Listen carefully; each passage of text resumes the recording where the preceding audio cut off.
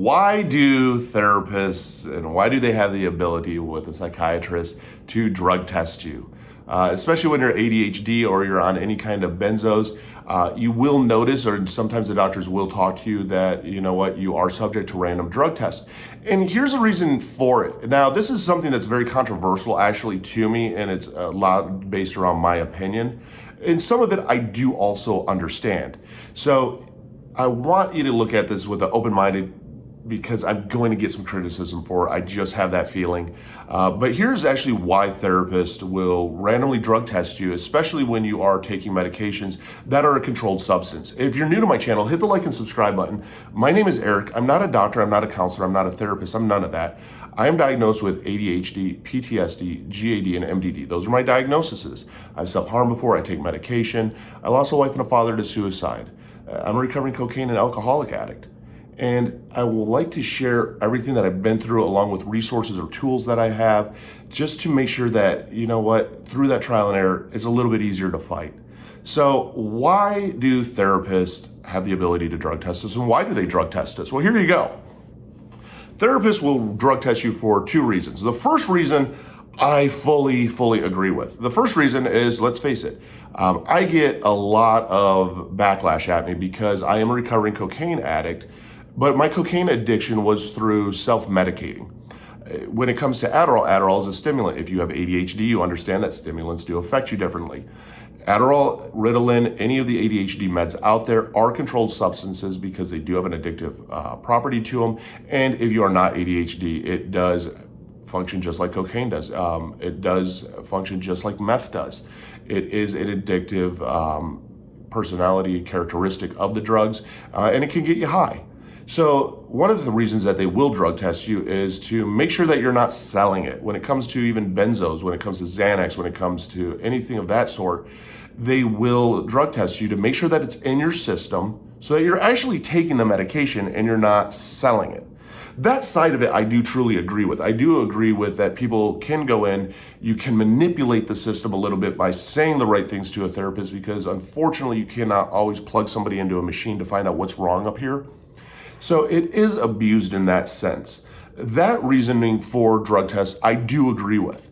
Now, the other reasoning for a drug test, well, you could lose your doctor. In fact, they stop prescribing your medications. And that is something I don't necessarily agree with. And here's why. They will drug test you to see if there's any other kind of drugs in your system, such as marijuana, anything else. Well, let's face it.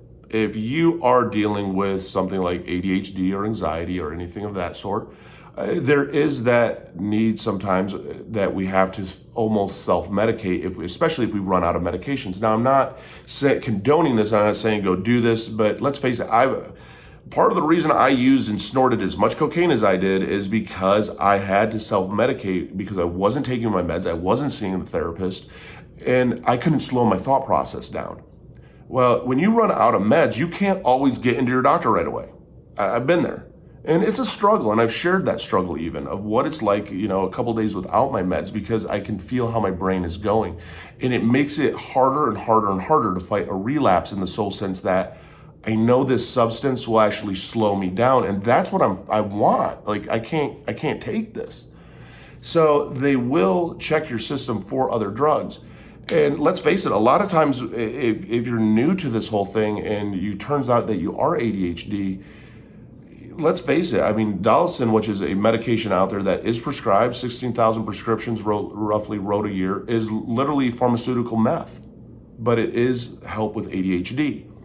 So if you is caught in your system, the doctor can say, hey, I'm going to deny you therapy. I'm also going to deny you your medications, which I think can be extremely deadly, because that way then the addict who may have smoked weed because they ran out of Xanax, couldn't get into the doctor in time, next thing you know, they're using something else that's even stronger to try and numb that anxiety, to try and numb the battle that we're fighting in our head. Even when it comes to ADHD, you end up risking that ability to jump that direction. And it's a very fine line when it comes to addiction and also medication, because there are even a lot of doctors out there. I've always been very open with my doctors, especially when it came out with my cocaine addiction. I was very clear that I am a cocaine addict. This is what I was doing, but this is why also I was doing it. Now, there are doctors out there that don't understand how self-medication works through addiction, and those are the doctors that I think the extent of their education that they've gotten is literally through NA and like AA. Because let's face it, if you go and you are getting a psychiatrist degree and you're going to become a doctor, you're not an addict. You don't understand an addict's mentality, especially when it comes to that self-medicating side of you. AA and NA are also not designed for educational purposes. And that's one of the things that I think that a lot of doctors need to be educated on, because if we struggle to that extent, a lot of times we will face a relapse. And it's not something to necessarily beat up the addict about or beat up the individual about if they have turned to marijuana, if they have turned to psychedelics, if they have turned to even a stimulant such as meth and cocaine, anything of that sort. Because this is somebody that is legitimately struggling and fighting with a mental illness that they cannot slow down their brain. And I can tell you this, as much as ADHD is like kind of almost laughed off of, when I got extremely suicidal, it was because I couldn't slow down my thought process. I had no logical thinking process. And it got to the point that I just didn't want to be here anymore. And one of the things that actually got it all turned around for me was realizing that I had missed my meds for a prolonged period of time because I had stopped working for a little bit. When we don't have our meds, this changes on us.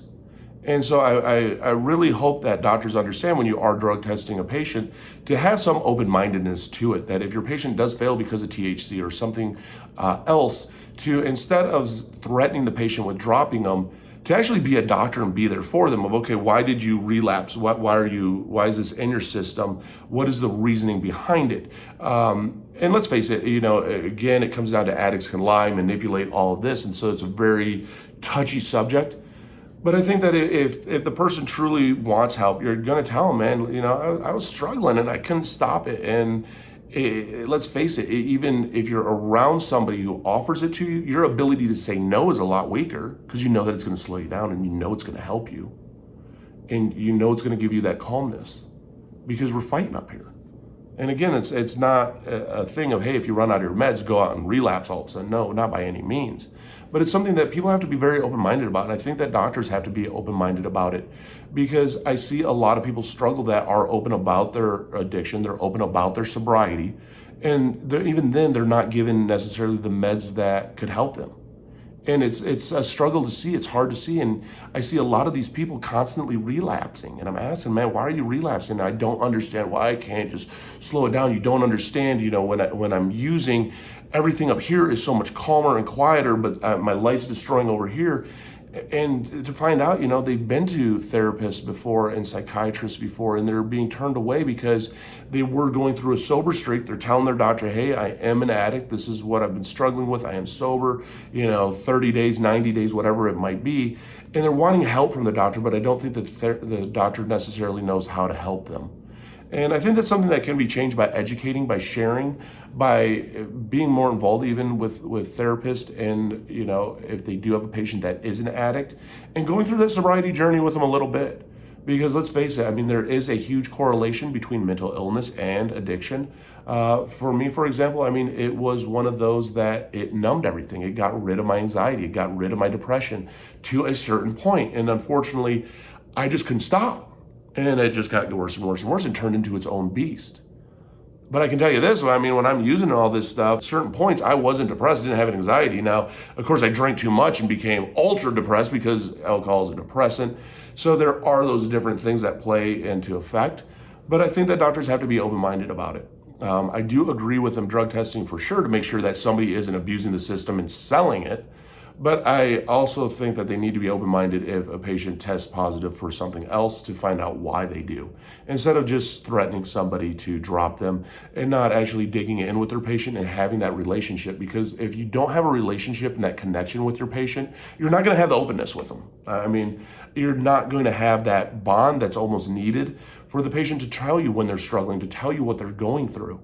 So the more and more and more that you share, and the more, that we even help educate doctors of what addiction is like and why we've self-medicated, especially if it was for mental illness, that maybe there would become more of an understanding.